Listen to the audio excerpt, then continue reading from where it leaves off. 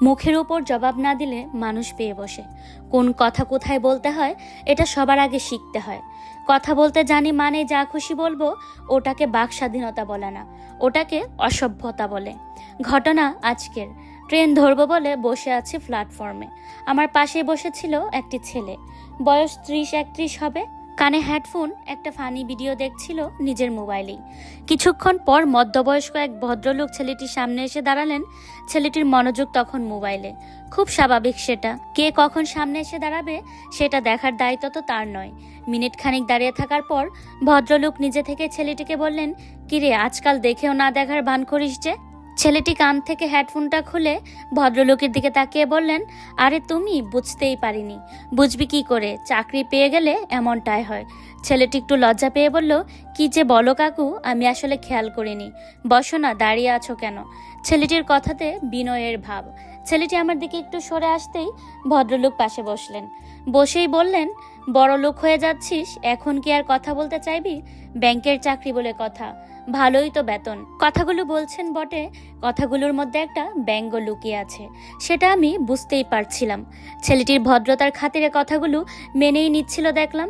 ভদ্রলোক বললেন, হারে চাকরিটা যে পেয়েছিস কোনো লোক ধরতে হয়েছিল নাকি? এমন কথায় ছেলেটির যে খারাপ লেগেছে ছেলেটির রিপ্লাই দেখেই বুঝেছি। ছেলেটি বলল, কেন, চাকরিটা পাওয়ার জন্য আমার কোনো যোগ্যতা ছিল না? ভদ্রলোক বললেন, এই তো কথা। কথাটা মাইন্ডে নিয়ে নিলি তো? এত কম ধৈর্য হলে হবে? কত খারাপ কথা শুনতে হবে চাকরি করতে গিয়ে। জানি তুই পড়াশোনায় ভালো, কত ভালো ছেলে আছে তারাও তো চাকরি পায়নি। এমন ভাবে কথা বলছিল যেন ছেলেটি একেবারেই অযোগ্য। এমন কথা যে ছেলেটির ভালো লাগেনি এক ঝলক ওর মুখের দিকে তাকিয়েই বুঝে গিয়েছি। ভদ্রলোক বেশ মিষ্টি মিষ্টি বচনে ছেলেটিকে অপমানই করছিল। খুব রাগ হচ্ছিল আমার। বয়সে বড় বলেই কি যা খুশি বলা যায়, নাকি ছোট বলে তার মান সম্মান নেই? মনে হচ্ছিল দুটো কথা আমিই শুনিয়ে দিই। ছেলেটি চুপ করেই আছে।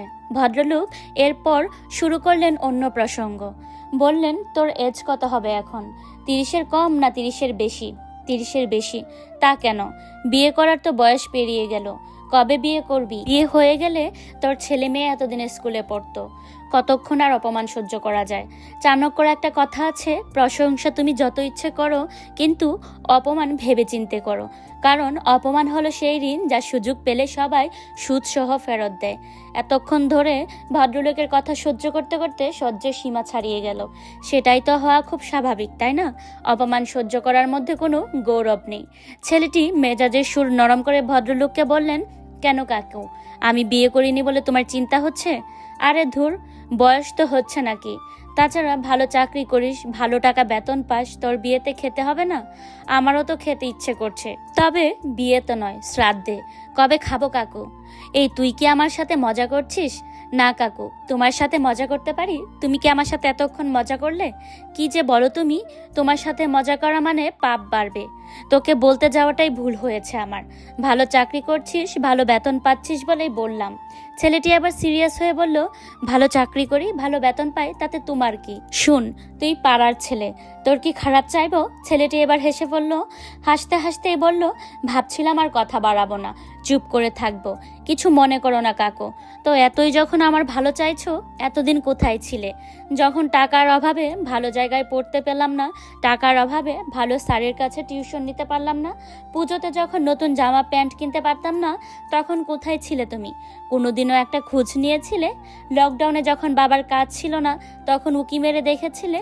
আর এখন ভালো চাইতে এসেছো? ভালোই তো বয়স হলো, নিজের জন্য চিন্তা করো, শরীর স্বাস্থ্য খেয়াল রাখো। আমার বিয়ে হলো কি না হলো এ নিয়ে টেনশন করো না। আমার বিয়ে হলে মাইকটা বাজবে, তোমার বাড়ির সামনে এক্সট্রা একটা মাইক দেব, বুঝতে পারবে বিয়েটা হচ্ছে। আর শুনো, আমার বিয়ে নিয়ে আমার বাবা মায়ের মাথা ব্যথা নেই, আর তোমার কিনা চিন্তার শেষ নেই।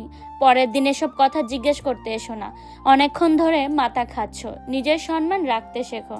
তা না হলে তোমাকে যে সম্মান দিয়ে কাকু বলে ডাকি, ওই ডাকটাই ভুলে যাব। কথাগুলো বলেই ছেলেটি উঠে গেল। ভদ্রলোক কি বলবেন, আর ভেবে পাচ্ছিলেন না। ছেলেটি উঠে চলে যাওয়ার পর ভদ্রলোক বললেন, চাকরি পেয়ে এত অহংকার, মানুষকে সম্মান করতে শেখ আগে। পুরো কথোপকথনের সাক্ষী আমি। ভদ্রলোক হতে গেলে যে ব্যবহারটাও ভদ্র হতে হয়। তবে হ্যাঁ, ছেলেটি ঠিকই করেছে। যোগ্য জবাব একেই বলে। যুগের মুখে নুন না দিলে যুক্ত রক্ত খেয়ে যেত। যারা শুধরায় না তাদের যতই বলো, তবে এদের মতো মানুষদের জবাব দিতেই হয়। আজকাল অনেকের কাছে শুনি এখনকার ছেলেমেয়েরা সম্মান করতে শেখেনি। তাই এমন কাকুদেরকে সম্মান দেবে কি করে? কে বিয়ে করবে কে বিয়ে করবে না সেটা তার চয়েস। তাকে তার মতো থাকতে দিন। যে কথা বললে মানুষ অপ্রস্তুতে পড়বে, যে কথা বললে মানুষ লজ্জায় কুঁকড়ে যাবে, যে কথা বললে মানুষ অপমানিত হবে, সে কথাগুলোও বলা বন্ধ করুন। সম্মান দিন, অবশ্যই সম্মান পাবেন।